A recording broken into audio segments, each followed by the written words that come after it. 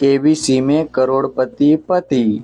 पुनीत के जीवन का एक ही फंडा था कि मेहनत तो गधा भी करता है, घर बैठे जो कमाए वही असली किंग कहलाता है।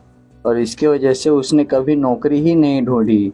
हालांकि उसकी पत्नी शिखा इससे बिल्कुल भी एग्री नहीं करती थी, पर फिर भी पुनीत को समझाना बेकार था।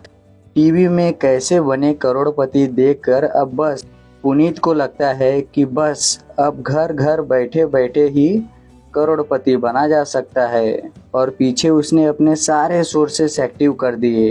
2 हफ्ते में उसके कलीग के साले के पड़ोसी का बेटे का सोर्स निकलता है जो कि उसे केबीसी में पहुंचा सकता है, और पुनीत उससे मिलने चला जाता है। अच्छा, तो हमें मुकेश जी बता रहे थे कि आप हमें शो में पहुंचा सकते हैं। हाँ, उसमें कोई तकलीफ नहीं है। मैं कल अगर कोशिश करूँ तो इसी महीने में आपका नंबर आ जाएगा। अरे ये तो बहुत बढ़िया हो गया। अच्छा, वो सिलेबस और क्वेश्चन पेपर का कोई जुगाड़ है क्या? उसका तो कोई जुगाड़ नहीं है। तो वो वाकई में कुछ भी पूछ सकते हैं? हाँ, वो तो बच्चन जी पर है, जो पढ़ते हैं वो पूछ लेते हैं। पहली कोशिश नाकामयाब होने पर अब पुनीत के सामने बहुत बड़ा सवाल था कि आखिर जवाब कहाँ से लाएं। तब शिखा ने एक सजेशन दिया, क्यों ना पुनीत अपने चचेरे भाई से मदद मांगे जो कि यूपीएससी की तैयारी कर रहा था। हालांकि इतनी मेहनत करना पुनीत को समझ में नहीं आता था, पर कोई और रास्ता ना मिलने के कारण आखिरकार उसे अपने चचेरे भाई के पास जाना ही पड़ता है। हमारा कैसे बनोगे करोड़पति के लिए सिलेक्शन होने वाला है। तुम हमें थोड़े चिट बनाने में मदद करोगे क्या? अरे भैया, चिट बनाए तो सालों हो गए, उसमें हमारा एक्सपर्टीज नहीं है।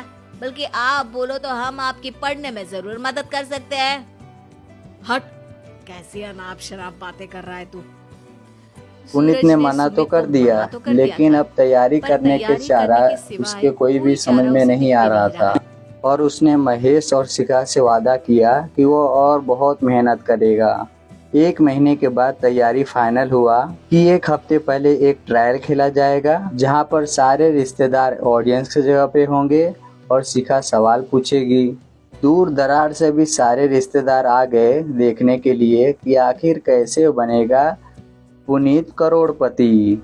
सब कुछ सेट था और उसके बाद पुनीत आकर अपना स्पीच देता है। ये 1 महीना मेरे लिए आसान नहीं था, पर अपनी पत्नी शिखा की मदद से मैं इतनी दूर पहुंच पाया हूँ। मेरे मम्मी पापा के आशीर्वाद ने भी बहुत साथ दिया है मेरा। मैं उम्मीद करता हूँ कि आज के शो में आप लोगों को बहुत मजा आएगा। शिखा पहला सवाल पूछती है और पूरे कमरे में सन्नाटा छा जाता है। इंडिया में कितने स्टेट्स हैं? 3, सॉलिड, लिक्विड और गैस। अरे रुकिए, तो ऑप्शंस तो देने दीजिए। इतने में 5वीं कक्षा का मिंटू बोल उठता है, अरे क्या मामा, आप तो पहले सवाल पर ही आउट हो गए। अरे बेटा, पहला सवाल तो ट्रायल होता है ना। अरे तुम अब देखना। देखने जैसी बात तो थी ही। आखिर पुनीत को इतना शांत किसी ने कभी नहीं देखा। सबको तो ऐसा लग रहा था कि मानो पुनीत आंख खोलकर ही सो गया हो। प्लीज, कल सुबह पनवेल भी तो निकलना है। अरे हट, कंसंट्रेट करने दे मुझे। 3 सवाल में 3 लाइफलाइन खत्म हो चुकी थी और अब चौथे सवाल पर भी पुनीत का मौन नहीं टूटा। लेकिन पुनीत अभी भी हार मारने को तैयार नहीं था। उधर हर कोई पुनीत को छोड़ महेश को देख रहे थे। आखिर महेश ने ही तो पढ़ाया था पुनीत को। गजब बेइज्जती है यार। अरे बेटा, तो बाप का, दादा का, भाई का, सबका नाम बुड़वाएगा। अरे 3 लाइफ लाइन ले ली तो भी तेरा कुछ नहीं होना है। अरे कोई इतनी बात करता है क्या शो पर? अरे बेटा, शो पर तेरे जैसे भी तो नहीं आते ना।